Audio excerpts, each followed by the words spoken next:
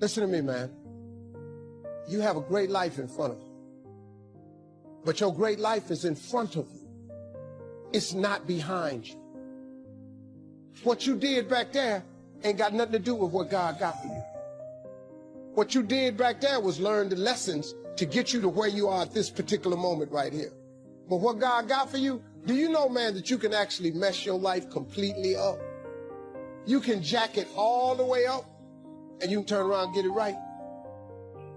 Do you understand that? Do you understand that you could have had a baby out of wedlock and still be all right? Do you know that you can be divorced multiple times and still be okay? Do you understand that you cannot have a degree and still be just fine? You want to know how I know? Because I'm telling you what I know. I lost everything twice. I don't know if you've ever lost everything before, but I've been bottomed out twice. I done seen rock bottom 2 times. I've been through some walls up in here, man. I'm just trying to tell you, man, God is really with you. You ain't got to believe me. You ain't got to believe me. But keep doing it without God. Let me know how it worked for you. Matter of fact, write a book on how to make it without God. Because I want to read it. I want to read the first page. And then I want to read the last page because there ain't going to be but 2. You can jack your life all the way up. God is in the forgiving business. You can make all the mistakes you want to make or think you shouldn't make. God is in the get it together business. If you got dreams and visions, I got news for you. God is in the make your dream come true business. He did it for me. How he won't do it for you? A lot of y'all better than me. I'm just gonna flat out tell you. Most of y'all ain't done what I had to do to get to where I am today. You just ain't had to do this type of dirt. You ain't been homeless, so you ain't got strapped like me. Most of y'all didn't come. You're not old as me. I've overcome it all because I have a relationship with him. And you can listen to me and tell that I'm not a perfect person. I am not a perfect Christian. I have my flaws. I am a flawed human being. But guess what? You are too. You ain't got it all together. I dare you to say you do. I make a lot of money, man. But guess what? I ain't got it all together. I'm hurting. I'm hurting, man. Everybody tripping through something. Everybody, I don't care who you are. You're going through something. But if you got God, you can make it. I'm just telling you this little piece of information. Look, I don't see most of y'all most of the time. So you're sitting here, you're kind of looking at me a little bit odd. Why Steve talking like this stuff? I'm just trying to put you on game. Because let me tell you, all y'all want to be successful. And you want to be happy, but you got to get there. It's a shortcut to getting there. The shortcut to getting there is the relationship with God. If you try it without it, you're going to fail miserably. You're going to sink, man. It's going to be ugly for you. Now, this is what you got to do. Identify your gift and get busy with it. God gave all of you a gift. Identify your gift. It is the thing that you do the absolute best with the least amount of effort. That's your gift. Get busy at that. If it's drawing, if it's teaching, if it's sharing, if it's caregiving, he put that gift inside of you. He didn't hide it under a rock or put it under the mountain or put it on the mountain somewhere. He put the gift in you. And you look at me any kind of way you want to. What I'm just telling you is real. That's how you become successful. Identify your God-given gift, what he gave you at birth. If you do that, God will open up the windows of heaven and pour out a blessing that you won't have room enough to receive. I am telling you, that is a fact. Why not now? This is a good time. As the 20th century starts to wind down, a few more years as we get ready for century 21, what a good time to set your goals, work on yourself, work on your skills. What a good time to get it together. What a good time to start this process. Personal development, growing, changing, developing, having a good plan for your money and for your life and for your future. Why not now? What's now? No opportunities wasted. Listen to me carefully, guys. Listen to me very carefully. You got to hear what I'm saying. This is important. There are 86,400 seconds in a day, and if you maximize each and every one of them, you will live like you want to live, you will have what you want to have, and you'll be what you want to be. You can have more than you've got because you can become more than you are. If you just remain how you are, you'll always have what you've got. But if you're willing to make changes, the next 5 years of your life can be totally different than the last 5. If you don't change, chances are excellent the next 5 will be like the last 5. For things to change, you've got to change. For things to get better, it's not what happens that determines your future. It's what you do about what happens. Direction determines destination. All you got to do is make a little change in direction to arrive at a brand new destination in 2 years, 3 years, 5 years. You either have to change your life. That is, you got to say, you know what, my body isn't there. I'm going to go work out. My relationship isn't there. I'm going to change it. You know, I'm not making what I got to make. I'm going to retool. I'm going to get a new skill. I'm going to go back to school. I'm going to start a business. I'm going to do something. You have to do something to change your life. Or, in order for you to be happy, you can't change your life. You're going to have to change your blueprint. Usually in life, it requires a little bit of each. Does that make sense? And if you change your life and change your blueprint, you can have an extraordinary life. Because all of us are going to have times in our life when what we want or think life should be like isn't going to match how life really is. Those moments, if we blame, our life goes into pain. If we change, we can change our life and match our blueprint. The fact that you're not happy has nothing to do with what you have or don't have. The fact that you're not happy is that your life doesn't match the way you think it should be. And you have some idea of how you think it should be. Listen to me. There are those of you who what you're doing is if there are 10 opportunities in a day and you're taking advantage of 7 of them, you think you're doing something. Yeah, you got to hear me. You got to hear me. You only have 24 hours in a day, and you've heard me say this time and time again. The way you spend your 24 hours, it determines how you live. If you want the future to change for you, you've got to change.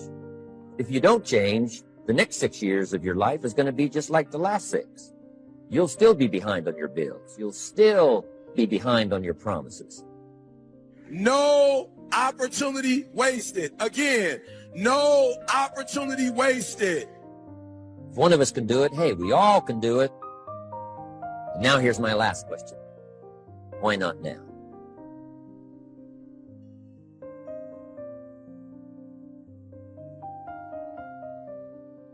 What is it that gives your life a sense of meaning and purpose? Because once you find that, it puts you in your power place. See, if you know what your life work is, I encourage you to start working on it. If you can't do it all at one time, do just a little bit of it. And if you don't know what it is that you showed up to do, if you don't know why you're here, I encourage you to find out what your purpose is here. What is the meaning of your life? What will be different? Have you ever asked yourself that question? I've done that. I remember coming from a friend of mine's funeral, and I was reflecting on how much time I had left. And I went for a walk in a park thinking about this guy whose life was so promising. And I mean, he wasn't an old guy. He was quite young, in fact. And I thought about all of the things that he said he was going to do, and he never got a chance to do those things. And I started thinking about my own life and how much time I had left to do the things that I would like to do. And at that time, I wasn't sure what my life purpose was, what my life's work was. I wasn't sure about it at that time. And I thought about it quite a lot. I had some idea, but I wasn't convinced, and I don't think I felt worthy. I didn't believe that it could be me to do this kind of work that I'm doing right now. And I say to you that if you begin to take a conscious effort to find out what it is that you're supposed to do, I say that it can literally save your life. I said that it can literally save your life. 85% of the American public, according to recent studies, are going to jobs that they hate, working on jobs that do not challenge them. They get sick thinking about going. Because, see, when you go to a job and you already know how far you can go, you can already see that proverbial glass ceiling. See, when you're going someplace and you already know how much you're going to make, you already know how far you can go, you're in a dead-end position. It erodes your self-esteem. It lowers your sense of yourself. It creates an inner turmoil. It creates an emptiness in you. So I say that your life is worth finding what it is that you're supposed to do.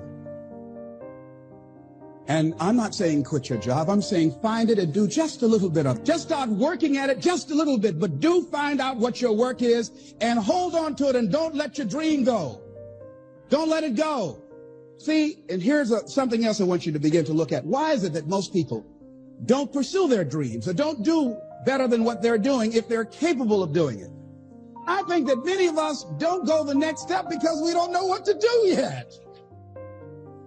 And I say that the reason that we don't even explore the possibility of what to do is because subconsciously we don't believe that it can happen for us and we don't believe that we deserve it. So here's what I'm suggesting. How much time do you spend working on you? How much time do you spend every day working on your dream? In the last 90 days, how many books?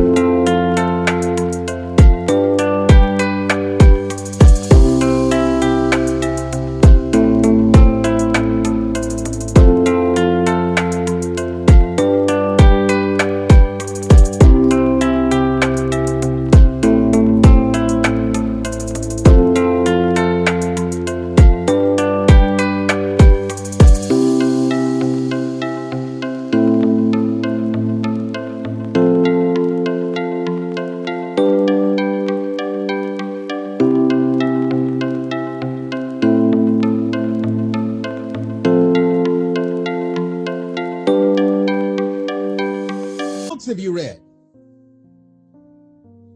In the last year, what new skill or knowledge have you acquired? What kind of investment have you made in you? So I'm saying that as you begin to look at where you want to go, if you want to make it today, and things are changing so fast, you have to literally run to stand still. I'm saying that you've got to make some conscious effort to begin to work to develop you. Here's something else. Most people are not living their dreams because of fear, ladies and gentlemen. Fear, limited vision, and lack of self-esteem is what keep most people doing things they don't want to do. The same reason that people stay in relationships where they're abused or they're unhappy or it's unfulfilling. They can't see themselves beyond that relationship. They can't see themselves enjoying life without that person. They think that this is all that they can do. The same reason that people get stuck at a certain level in life. They can't see things being better for them. And they think that this is it and this is all they deserve. This is all they've ever seen. It's been passed on to them. And they think that this is it for them. Oh no. I was looking what Dr. Blanton, Smiley Blanton, who is a colleague of Dr. Norman Vincent Peale, what he said about fear. He said, fear is the most subtle and destructive of all human diseases. Ladies and gentlemen, fear kills dreams. Fear kills hope.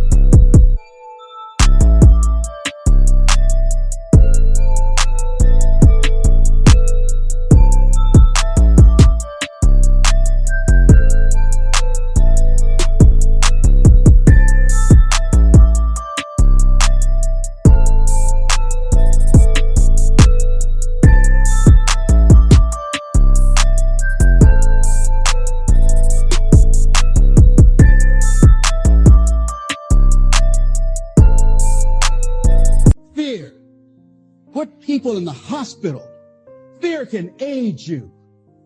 Fear, ladies and gentlemen, can hold you back from doing something that you know within yourself that you're capable of doing, but it will paralyze you. And it seemed like you're in a hypnotic spell. And I ask you a question, what is the benefit? What's the benefit of allowing fear to hold you back?